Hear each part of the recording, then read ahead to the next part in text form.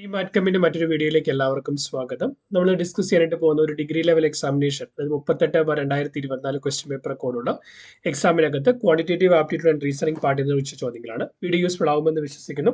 ഇതുപോലെ informative contents ലഭിക്കുന്നതിന് വേണ്ടി ചാനൽ സബ്സ്ക്രൈബ് ചെയ്യുക. സോ ഒന്നാമത് ചോദിക്കുന്ന ചോദ്യം ഇങ്ങനെയാണ്. Arjun went to 25 kilometers to the west from his house and then turned left and then walked 15 kilometers.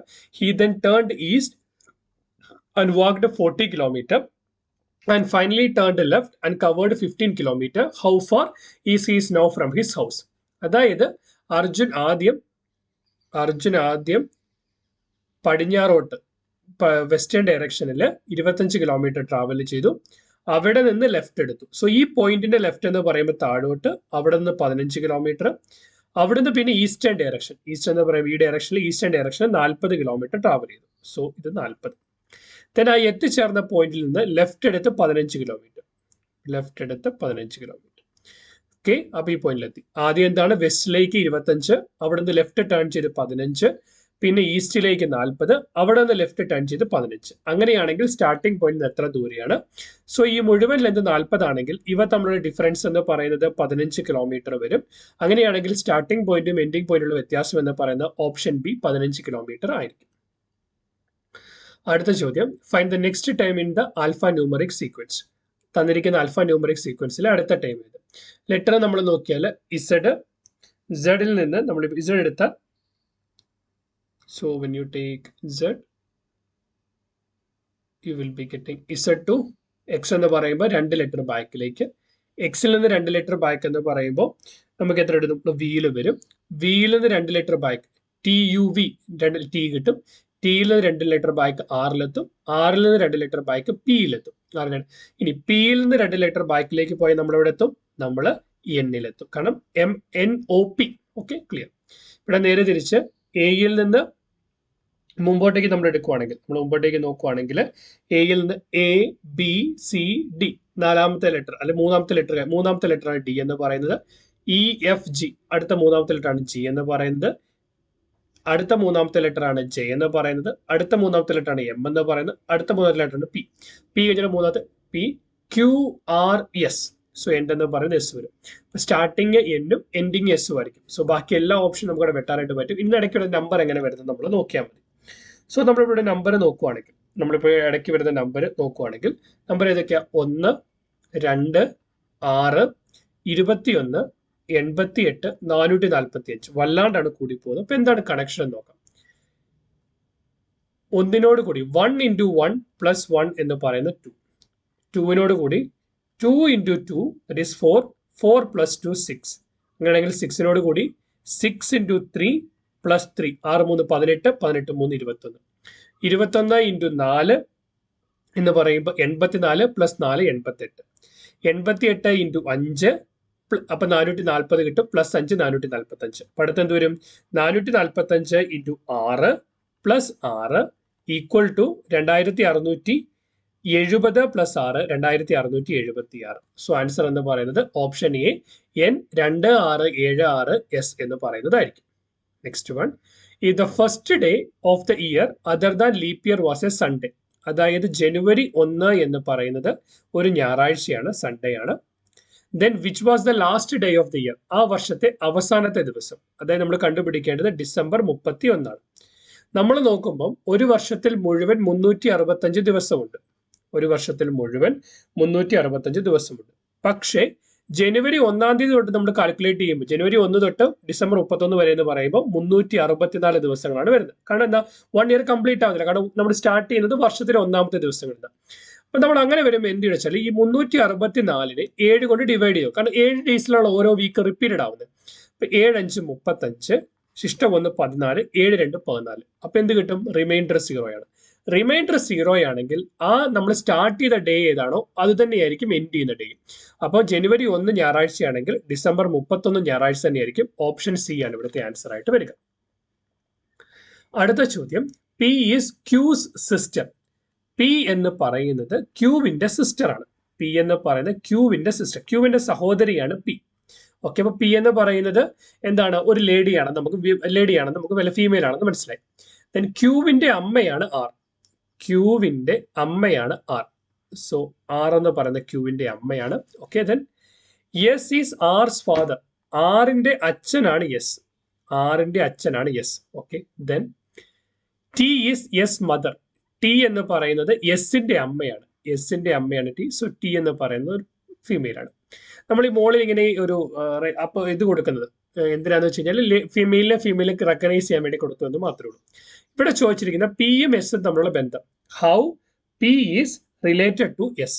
പിയുടെ how P is related to S. എസിന്റെ ആരാണ് പി? എസിന്റെ ആരാണ് പി? എസിനെ സംബന്ധിച്ചിടത്തോളം ആർ എന്ന് പറയുന്നത് മകളാണ്. പിന്നെന്താണ്, ആറിന്റെ മകളാണ് പി എന്ന് പറയുന്നത്. അപ്പൊ എന്താണ്, സെക്കൻഡ് ജനറേഷൻ ആണ് വരുന്നത്. സോ എസിന്റെ ഗ്രാൻഡ് ഡോട്ടർ അല്ലെ കൊച്ചുമകളാണ് പി എന്ന് പറയുന്നത്. സോ ആൻസർ എന്ന് പറയുന്ന ഓപ്ഷൻ ഡി എന്ന് കിട്ടും. അടുത്ത ചോദ്യം, in an examination 40% of the students failed in English, 53% failed in mathematics, 15% failed in both subjects. What is the percentage of those who passed in both the subjects? അതായത് ഒരു സ്കൂളിൽ ഇംഗ്ലീഷിന് തോറ്റത് 40%, മാത്സിന് തോറ്റത് 53%, രണ്ട് വിഷയത്തിനും തോറ്റത് ഇംഗ്ലീഷിനും മാത്സിനും തോറ്റത് 15%. നമ്മളിതൊരു വെൻ ഡയഗ്രാം വെച്ച് നോക്കുകയാണെങ്കിൽ ആദ്യത്തെ സർക്കിൾ ഇംഗ്ലീഷ്, രണ്ടാമത്തെ സർക്കിള് മാത്സ് ആയിട്ട് എടുത്താൽ ഇംഗ്ലീഷ് തോറ്റവരുടെ എണ്ണം 40%, ദെൻ രണ്ടും തോറ്റതെന്ന് പറയുന്നത് 15%, രണ്ടും തോറ്റതെന്ന് പറയുന്നത് 15%, ദെൻ മാത്സ് തോറ്റത് എന്ന് പറയുന്നത് 53%. അങ്ങനെയാണെങ്കിൽ രണ്ടും തോറ്റത് 15% ആണെങ്കിൽ ഇംഗ്ലീഷ് മാത്രം തോറ്റതെന്ന് പറയുന്നത് 25%. കാരണം മൊത്തം 40 ആണെങ്കിൽ 40 - 15 25%. ദെൻ മാത്സ് മൊത്തം തോറ്റത് 53 ആണെങ്കിൽ 15% രണ്ടും തോറ്റെങ്കിൽ മാത്സ് മാത്രം തോറ്റത് 53 - 15 എന്ന് പറയുന്നത് 38% ആയിരിക്കും. അങ്ങനെയാണെങ്കിൽ ഏതെങ്കിലും ഒരു വിഷയത്തിലെങ്കിലും തോറ്റവരുടെ ശതമാനം എന്ന് പറയുന്നത് 25 + 15 40, 40 + 38 78% പേർ. അതായത് 78% പേർ ഒരു വിഷയത്തിനെങ്കിലും തോറ്റു.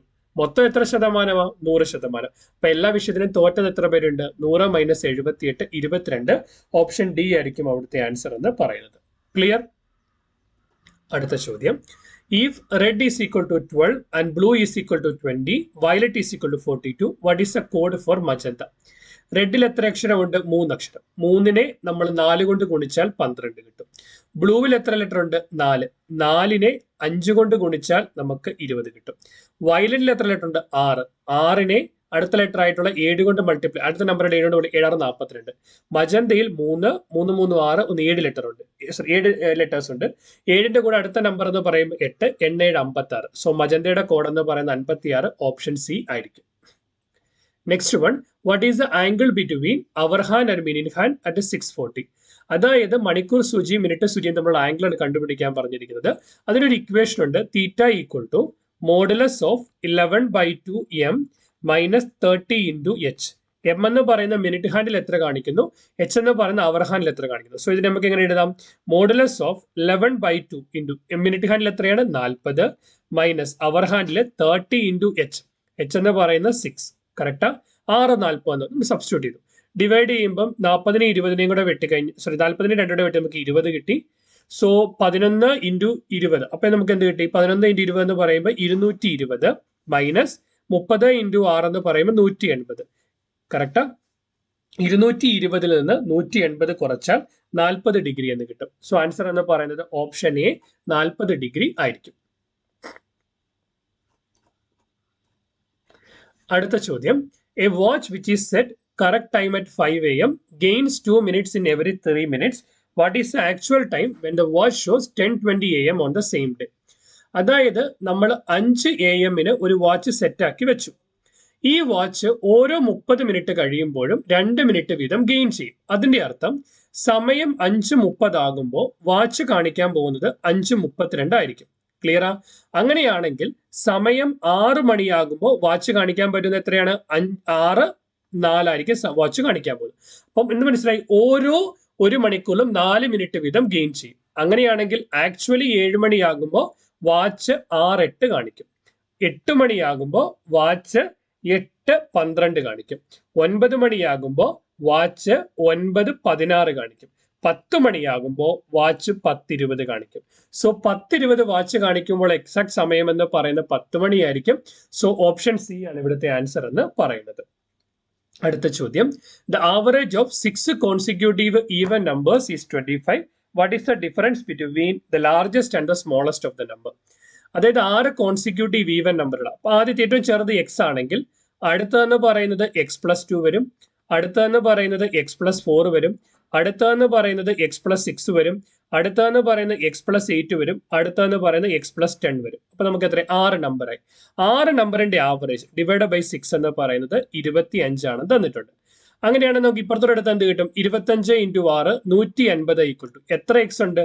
1, 2, 3, 4, 5, 6. 6x പ്ലസ് ബാക്കിയുള്ള നമ്പർ കൂട്ടി നോക്കി 2, 8 2 10, 6 4 10, 10 10 10 10 20 10 30 എന്ന് കിട്ടും. 6x + 30 എന്ന് കിട്ടും. അതായത് 6x is equal to 150 minus 30 120 എന്ന് കിട്ടി. X is equal to 120 divide by 6 equal to 20. 120 divide by 6 equal to 20. അപ്പൊ ചെറിയ നമ്പർ എത്രയാണ്? 20 ആണ്. ഏറ്റവും വലിയ നമ്പർ എത്രയാ? x+10. അപ്പോൾ വലിയ സംഖ്യ എത്ര വരും? 30 വരും. അപ്പോൾ വലിയ സംഖ്യയും ചെറിയ സംഖ്യയുടെ വ്യത്യാസം എന്ന് പറയുന്ന 10. ഓപ്ഷൻ ബി ആയിരിക്കും ഇവിടുത്തെ ആൻസർ എന്ന് പറയുന്നത്. അടുത്ത ചോദ്യം, 40 friends at a marriage party shook hands with each other only once. Find the number of shake hands. അതായത് 40 പേര് അങ്ങോട്ടും ഇങ്ങോട്ടും പരസ്പരം ഷേക്ക് ഹാൻഡ് കൊടുക്കുകയാണ്. ഒരു എന്താ പറയുക, ഒരു ആളെന്ന് പറയുന്നത് ഒരു തവണ മാത്രമേ ഷേക്ക് ഹാൻഡ് ചെയ്യുന്നുള്ളൂ. അതായത് 2 പേര് തമ്മിൽ ഒരു തവണ മാത്രമേ ഷേക്ക് ഹാൻഡ് ചെയ്യുള്ളൂ. അങ്ങനെയാണെങ്കിൽ നമ്പർ ഓഫ് ഷേക്ക് ഹാൻഡ് എങ്ങനെ കണ്ടുപിടിക്കാം? സോ ഇങ്ങനെ ഒരു ചോദ്യം ചോദിക്കുമ്പോൾ നിങ്ങൾക്ക് ചെയ്യാൻ എളുപ്പത്തിന് എന്ത് വെച്ചാൽ എത്ര പേരാണോ എണ്ണം അതിനോട് കൂട്ടി ഒന്ന് കുറഞ്ഞുള്ള നമ്പർ എടുക്കാം. അപ്പൊ എന്ത് കിട്ടും? 39. അതിനെ 2 കൊണ്ട് ഡിവൈഡ് ചെയ്യുക. അപ്പൊ എന്ത് കിട്ടും? 40 2 കൂടെ ക്യാൻസൽ ചെയ്ത് നമുക്ക് 20 കിട്ടും. 20 × 39 20 × 39 എന്ന് എടുക്കാം. അപ്പൊ 20 × 39 എന്ന് പറയുമ്പോൾ 780 എന്ന് കിട്ടും. ദെൻ മാത്തമാറ്റിക്കലി ഇത് നമ്മൾ ചെയ്യണമെങ്കിൽ നമ്മൾ ഉപയോഗിക്കുന്നത് കോമ്പിനേഷൻ എന്ന് പറയുന്ന മാത്തമാറ്റിക്കൽ ടൂളാണ്. അതായത് 40 പേര് ഒരു ഷേക്ക് ഹാൻഡിൽ 2 പേര് പങ്കെടുക്കുന്നു. That is called 40C2.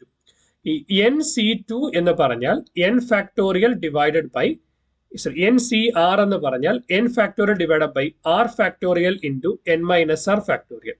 അപ്പൊ 40C2 എന്ന് പറഞ്ഞാൽ 40 factorial by 2 factorial into 38 factorial. ഇനി 40 ഫാക്ടോറിയൽ എന്ന് പറയുന്നത് 40 × 39 × 38 ഫാക്ടോറിയൽ ആണ്. അപ്പം 40 ഫാക്ടോറിയലിനകത്തു നിന്ന് 38 ഫാക്ടോറിയൽ നമുക്ക് അപ്പോഴും താഴെ ഡിവൈഡ് ചെയ്താൽ ബാക്കി എന്തുണ്ട്? 40 × 39/2 എന്ന് കിട്ടും. സോ 2ഉം 40ഉം വെട്ടിയാൽ നമുക്ക് 20 കിട്ടി. 20 × 39 780 തന്നെ കിട്ടും.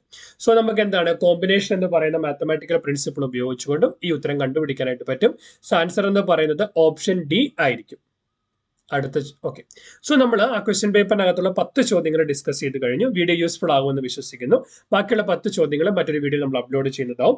ഇതുപോലെ ഇൻഫോർമേറ്റീവ് കണ്ടന്റ്സ് ലഭിക്കുന്നതിന് വേണ്ടി ചാനൽ സബ്സ്ക്രൈബ് ചെയ്യുക. ക്ലാസ്സിനെ അഭിപ്രായം കൂടി മറക്കാതെ കമന്റ് ചെയ്യുക. Keep watching, keep learning. Thanks for watching. By.